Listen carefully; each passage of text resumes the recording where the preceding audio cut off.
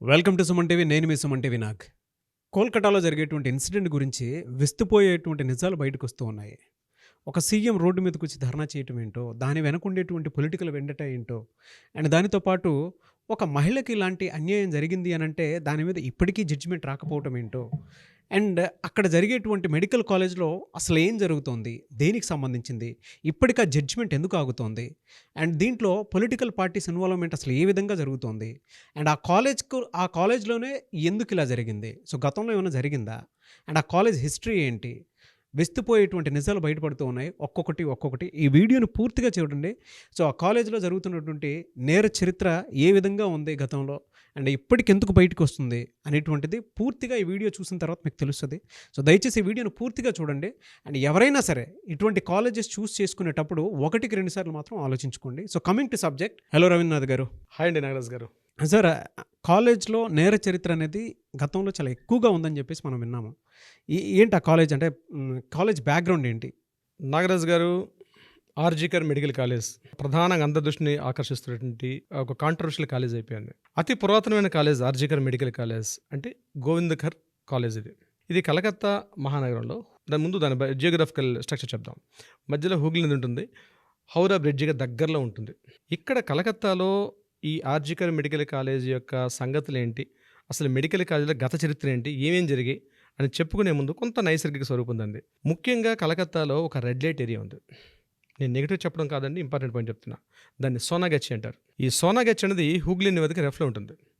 Exactly Sonagachi ప్రాంతానికి అంటే red light ఏరియాకి 1.7 కిలోమీటర్స్లో ఉంటుంది ఈ ఆర్జికర్ మెడికల్ కాలేజ్. ఎందుకు నేను ఈ విషయాన్ని చెప్పాల్సి వస్తుందంటే, మెడికల్ కాలేజ్ ఉంది ఒక భూతల స్వర్గం అండి. అంటే భూతల స్వర్గం కాదు, ఒక కాంట్రవర్షియల్ ఇది. అంటే ఏం జరుగుతుంది బయటకు రాదు. మిగిలిన ఇంజనీరింగ్ కాలేజెస్, మరో ఫార్మసీ కాలేజెస్ కాదు. మెడికల్ కాలేజ్ ఉంది ఒక కాంట్రవర్షియల్ ఇమేజ్లో ఉంటుంది ఎప్పుడు కూడా చట్టంలో. అందులోపల ఏం జరుగుతుంది, ఏ కాలేజీలో ఏం జరుగుతుంది బయటికి రాదు. ఆర్జికర్ మెడికల్ కాలేజ్ 100 సంవత్సరాల పైబడిన పురాతన కాలేజ్. కలకత్తాలో, ముఖ్యంగా వెస్ట్ బెంగాల్లో 48 గవర్నమెంట్ ఆధ్వర్యంలో ఉన్న మెడికల్ కాలేజీలు ఉంటాయి. అందులో 1-2 స్థానం ఉంటుంది ఈ RG Kar medical college. National medical college తర్వాత రెండో కాలేజ్, అతిపెద్ద కాలేజ్ చెప్పుకుంటాం. ఈ ఆర్జికర్ మెడికల్ కాలేజ్ యొక్క పుట్టుపూర్వోత్తరాలు పరిశీలించి మనం కాస్త ముందుకెళ్ళినట్లయితే, నేర చరిత్ర సంబంధించి నేను మంచిని చెప్పట్లేదండి, కొన్ని వందల బ్యాచ్లు విలే. ఈ ఆర్జికర్ మెడికల్ కాలేజ్లో ఈ రోజు మనకి జరిగిన ఈ సంఘటన మీద ఏదైతే చర్చలు చేసుకుంటే ఇది ఫస్ట్ టైం కాదు. ఇది ఆల్రెడీ చాలా సంఘటనలు జరిగాయి. ప్రతి సంఘటనను కూడా ఒక సూసైడ్ అనే యాక్ట్లో, ఒక సూసైడ్ యాంగిల్లో చూపించి చిత్రీకరించి ఇది సూసైడ్ జరిగిందని ఎప్పటికప్పుడు పోస్ట్ మార్టం రిపోర్ట్స్ చేసేసి దాన్ని క్లోజ్ చేసేటువంటి సంఘటనలు చాలా జరిగాయి. కల్ప్రిట్స్ జరిగాయి. సో నేను అందులో కొన్ని ప్రధానంగా చెప్పగలుగుతాను. న్యూస్ మీడియాలో వచ్చేటువంటి న్యూస్లు చెప్తాను.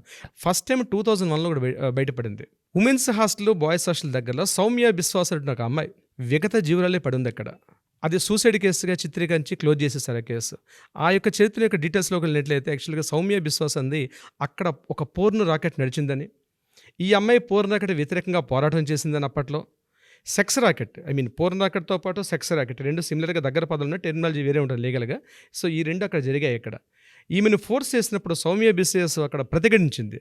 సో దీన్ని దృష్టిలో పెట్టుకొని అక్కడ ఆ కాలేజీలో ఈమెని అతి పాశవికంగా చంపేశారు. అప్పట్లో ఎంతో సోషల్ మీడియా లేదు, ఈ సంఘటనలు లేవు. ఎగ్జాక్ట్లీ సౌమ్య బిశ్వాస్ మీరు ఒకసారి పాత హిస్టరీకి చూసినట్టయితే గూగుల్ చూస్తే కనిపిస్తుంది. సౌమ్య బిశ్వాస్ కేసు 2001లో ఫస్ట్ టైం ఇక్కడ బయటపడిన కేసు. ఎగైన్ మరలా 2007లో జరిగింది. ఒక ప్రొఫెసర్ డీకంపోజ్ చేయబడిన బాడీ, అది డమ్డమ్ అపార్ట్మెంట్ అని ఎగ్జాక్ట్లీ ఆర్జికర్ మెడికల్ అతి సమీపంలో ఉంటుంది. ప్రొఫెసర్కి ఇచ్చే నివాస గృహాలు అవి. అక్కడ ఉన్న ప్రొఫెసర్స్కి ఇచ్చిన నివాస గృహాలు డమ్డమ్ అపార్ట్మెంట్ అని. అపార్ట్మెంట్లో పూర్తిగా డీకంపోజ్ చేయబడినటువంటి ఒక బాడీ బయటపడింది. దాని మీద అప్పట్లో కొన్ని ఇష్యూస్ అయినాయి. ఏం జరిగిందో తెలియదు. ఆ ఇష్యూస్ని కూడా క్లోజ్ చేసేసారు ఆర్జికర్ మెడికల్ కాలేజ్ సిబ్బంది. అప్పుడు 2003లో నాగరాజ్ గారు ఇలాంటిదో మరో ఇష్యూ జరిగింది. ఒక హౌస్, అంటే అక్కడ ఉన్నటువంటి హౌస్ స్టాఫ్, అంటే సర్వీస్ అసిస్టెంట్ స్టాఫ్, ఆమె కూడా ఇక్కడ సూసైడ్ చేసుకొని జరిగిందని ఒక రిపోర్ట్ రాసి క్లోజ్ చేసేసారు పోలీసులు. ఆ ఫైల్ కూడా 2014లో ఒక ఇష్యూ జరిగింది. అదే ఇందాక చెప్పాను కదా, డీకంపోజ్ చేసిన ప్రొఫెసర్ ఒక కేసు. ఇప్పుడు జరుగుతున్న ఏదైతే మనం 24లో, అంటే ఇప్పుడు సోషల్ మీడియా బాగా డెవలప్ అవడం వల్ల ఇది, లేకపోతే ఈ సోషల్ మీడియా ఈ హడావుడి లేకపోతే బహుశా దీన్ని కూడా క్లోజ్ చేసేవారేమో పోలీసులు. ఫస్ట్ చెప్పిన పోలీసు రిపోర్ట్ వేరు, ఇప్పుడు జరుగుతున్న పోలీసు రిపోర్ట్ వేరు. అంటే యాక్చువల్ జరుగుతున్నటువంటి రోజుకి గంటకు వస్తున్న న్యూస్లు వేరే ఉన్నాయి.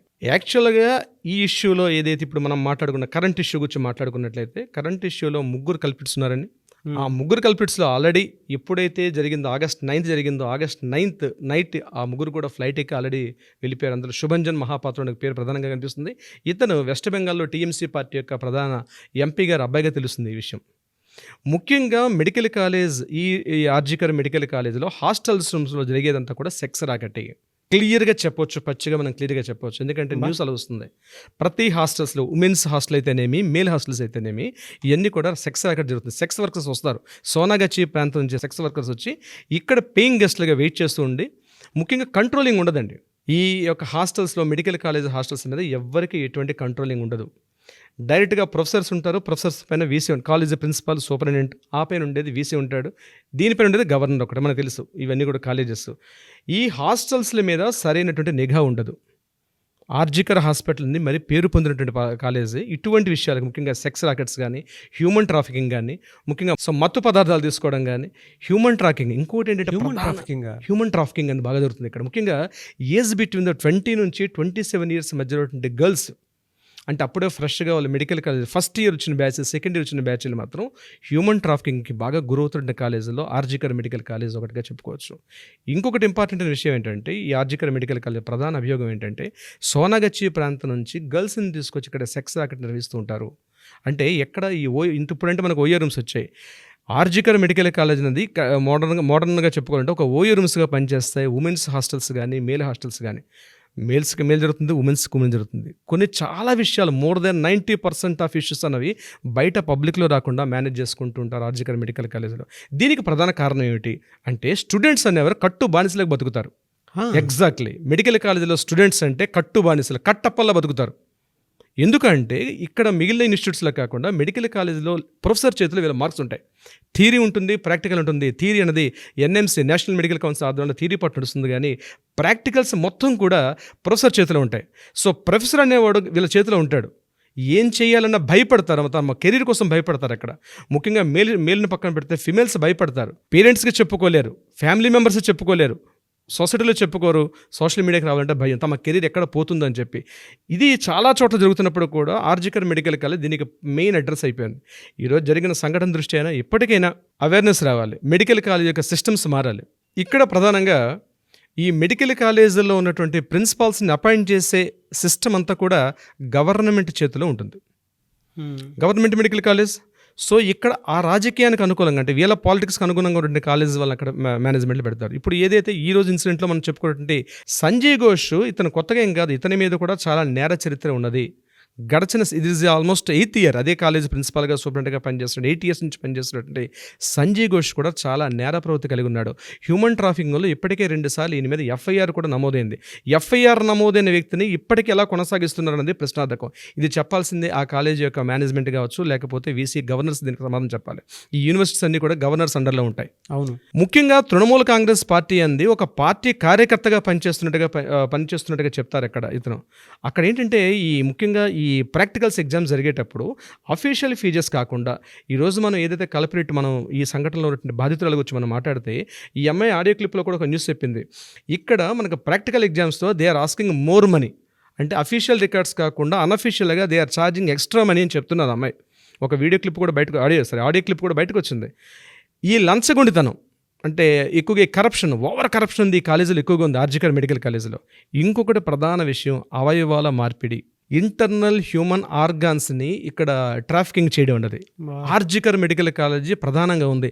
అక్కడ నుంచి ఈ దేశం దాటి అటు పైగా ఉన్నటువంటి బంగ్లాదేశ్, బర్మా, ఇక్కడ నుంచి పై దేశాలకి ఇంటర్నల్ ఆర్గాన్స్ అన్నాయి. అంటే ఆర్గాన్స్ ఉన్నటువంటి ఆర్గాన్స్ ట్రాఫికింగ్ అంటారు, లీగల్ టెర్మినాలజీలో ఆర్గాన్స్ ట్రాఫికింగ్ అంటారు. ఇది ఎక్కువగా సప్లై అవుతుంది. చాలా మంది ఆర్జికర్ మెడికల్ కాలేజ్ శవాల దెబ్బలా ఉంది అది. మీరు యాక్చువల్గా మెడికల్ కాలేజ్ అన్నది ఏంటంటే, ఒక మెడికల్ కాలేజ్ ఎస్టాబ్లిష్ చేయాలంటే ఒక మెడికల్ హాస్పిటల్ ఉండాలి. ఫస్ట్ మెడికల్ హాస్పిటల్గా ఒక 3 years కంటిన్యూటీ ఉంటేనే మెడికల్ కాలేజ్ ఇస్తారు.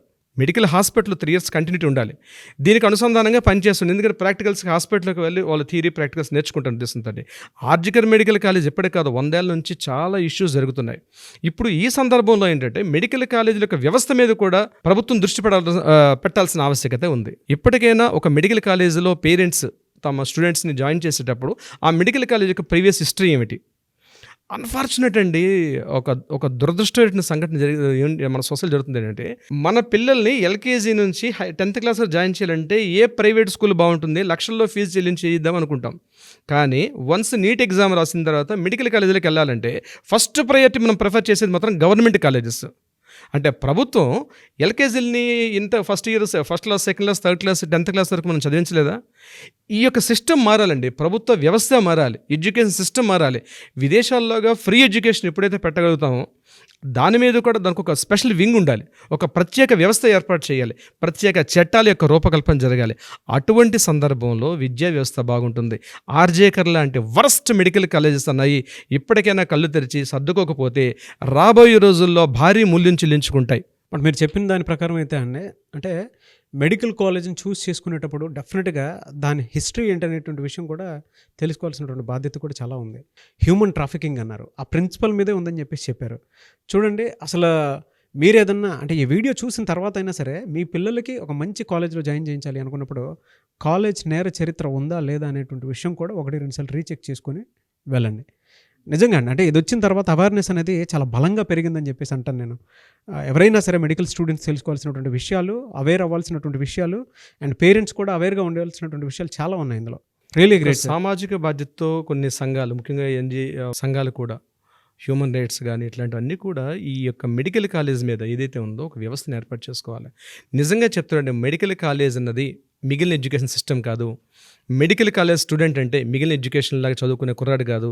ఆ కాలేజీ వ్యవస్థే ఒక అద్భుతంగా అని ఊహించుకుంటారు పేరెంట్స్ అందరూ కూడా. కానీ వాస్తవం పరిస్థితి వేరు, రియాలిటీ వేరు, జరుగుతున్నది వేరు. ఇక్కడ సాక్ష్యాలను తారుమారు చేయడం అన్నది గడిచిన 2 రోజుల నుంచి మనకి కనిపిస్తున్నాయి, వినిపిస్తున్నాయి. సంఘటన జరిగిన ప్రదేశానికి దగ్గరలో ఉన్నటువంటి ఒక వాల్ను బ్రేక్ చేసినటువంటి ఫోటో ఇమేజెస్ మనం చూసాం. అక్కడ ఎందుకు బ్రేక్ చేశారు, ఆ సెమినార్ హాల్ని ఎందుకు, అక్కడ సంఘటన ప్రదేశాన్ని అక్కడ పబ్లిక్ని అలౌ చేశారు, దాన్ని రెనోవేషన్ పేరుతో ఎందుకు బ్రేక్ చేశారంటే కూడా రీసెంట్గా మనకి ట్విట్టర్లో వినిపిస్తున్న న్యూస్ ఏంటంటే, ఎవరైతే కల్పిట్స్ ఉన్నారో ఈ హత్య చేసిన తర్వాత వాళ్ళ చేతుల్ని అక్కడ పక్కన సింక్ ఉందట, ఆ సింక్ దగ్గర కడుక్కున్నారు. ఆ సింక్ దగ్గర రక్తపు చారికలు కూడా కనిపిస్తున్నాయి. సో సింక్ని బ్రేక్ చేస్తే బ్రేక్ కనిపిస్తుందని రెనోవేషన్ పేరుతో మొత్తం వాళ్ళని కూడా బ్రేక్ చేశారు. రీసెంట్గా ట్విట్టర్లో మనకు కనిపిస్తున్నటువంటి న్యూస్ కూడా ఇది. సో ఇదేంటంటే ఈ కాలేజీలో జరిగిన ప్రతి సంఘటన అనుమానాస్పదం, సాక్ష్యాలను తారుమారు చేయడం అన్నది ప్రధానంగా ఏంటంటే సాక్ష్యాలను తారుమారు చేస్తున్నారు. దీంట్లో ఎంతోమంది రాజకీయ నాయకులు, ఎంతోమంది బ్యూరోక్రాట్స్, ప్రభుత్వ ఉద్యోగులు అందరూ కూడా ప్రధాన హస్తాన్ని ఇందులో చూపించి మొత్తం టాపిక్ని డైవర్ట్ చేసి ఒకే ఒక వ్యక్తి మీద మొత్తం తోసేస్తున్నారు. ఆ వ్యక్తే బాధితుడు, ఆ వ్యక్తే ఈరోజు మనకి దోషి, ఒక కల్పిట్గా కనిపిస్తున్నాడు. అతనే మనకి, ఆ వ్యక్తి పేరు సంజయ్ రాయ్. మొత్తం టాపిక్ని డైవర్ట్ చేసి సంజయ్ రాయ్ మీద నెట్టేశారు. కానీ వాస్తవ పరిస్థితులు మాత్రం వేరే విధంగా ఉన్నాయి. డెఫినెట్గా నాగరాజు గారు దీని మీద ఇంకా సిబిఐ కాదండి, నేనేమంటాను, సిబిఐలు, సిఐడీలు, ఎన్ని రకాల ప్రధాన వ్యవస్థలు ఉన్నాయో అందరూ కూడా దీనిలో ఇన్వాల్వ్ అయితేనే సత్వరం బాధితులుగా న్యాయం జరుగుతుంది. అదేవిధంగా కలకత్తాలో జరిగిన ఈరోజు ఈ సంఘటనకి ఒక ముఖ్యమంత్రి, సాక్షాత్తు సిట్టింగ్ ముఖ్యమంత్రి, వర్డ్ డిఫరెంట్ వర్డ్, ముఖ్యమంత్రి రోజు రోడ్డు మీదకి వచ్చి న్యాయం జరగాలి బాధితుడికి. ఆమె హోమ్ మినిస్టరు, ఆమె వైద్య ఆరోగ్య శాఖ మంత్రి, 2 పోస్టులు కాకుండా ఇంకో 2 పోస్టులు కూడా అదనంగా ఉన్నాయనుకుంటాను.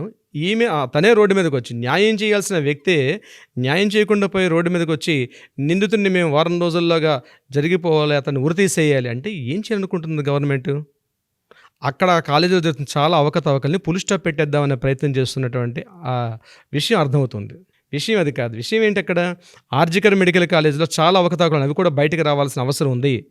ఇదే ఇష్యూ మీద ముఖ్యమంత్రిని కూడా వీలైతే మనం ఇంట్రాగేట్ చేయాల్సిన అవసరం ఉంది. అంతే కదా సార్, అంటే దాన్ని బట్టి అర్థం, వైద్య ఆరోగ్య శాఖ మంత్రిగా ఉన్నటువంటి తన హయాంలో జరిగింది కాబట్టి ఈవెన్ ముఖ్యమంత్రిని కూడా ఇంట్రాగేట్ చేయాలి. ఇందులో ఎవరెవరు బ్యూరోక్రాట్స్ ఉన్నారు, ఎవరెవరు గవర్నమెంట్ మెడికల్ ఆఫీసర్స్ ఉన్నారు, దీనికి సంబంధించిన టోటల్ వ్యవస్థను కూడా ఇంట్రాగేట్ చేయాలి. వీలైతే సిబిఐకి ఇచ్చారు కాబట్టి సిబిఐ కాదండి, సిబిఐ కన్నా పవర్ఫుల్ సుప్రీంకోర్టు సిట్టింగ్ జడ్జి తోటి దీనిని కానీ యొక్క విచారణ జరిపితే బాధితురాలు ఆ విషయంలోనే కాకుండా కాలేజీల యొక్క ప్రక్షాళన కూడా జరుగుతుందని నా ఉద్దేశం నాగరాజ్ గారు. ఇది జరగాలని మెడికల్ కాలేజెస్ ప్రక్షాళనకు అయితే చాలా జరుగుతాయండి. ఈ ఇన్సిడెంట్ నుంచి ఏ కాలేజీలో ఇవాళ ఈ వీడియో చూసిన తర్వాత తెలుగు రాష్ట్రాల్లో ఇలాంటి కాలేజెస్ ఏవేవి అయితే ఉన్నాయో అండ్ ఎవరెవరు ఏ విధంగా ఇబ్బంది పడుతున్నారో కింద కామెంట్ బాక్స్లో మాత్రం డెఫినెట్గా పోస్ట్ చేయండి. ప్రక్షాళన ఈ రోజు నుంచే మొదలయ్యేలాగా చూసుకుందాము. మన పిల్లల్ని మనమే కాపాడుకుందాము.